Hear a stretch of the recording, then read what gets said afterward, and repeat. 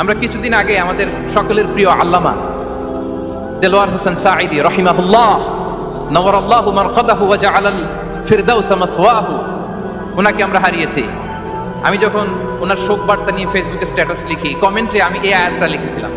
আমি খুঁজে পাচ্ছি না যে আমি কি দিয়ে এটার উপমা দিব, কি দিয়ে ওনার বিদায়ের উপমা আমি জানাবো। আমি খুঁজে পাচ্ছিলাম না কোনো আয়াত, তখন এই আয়াতটা লিখে আমি উপমা দিয়েছি। আল্লাহু আকবার।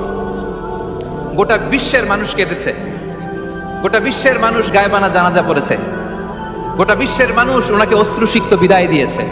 From north to the south, from east to the west, the entire globe, মিন মাশারিকিল আরদি ইলা মাগারিবিহা, অশ্রুসিক্ত বিদায় তিনি পেয়েছেন।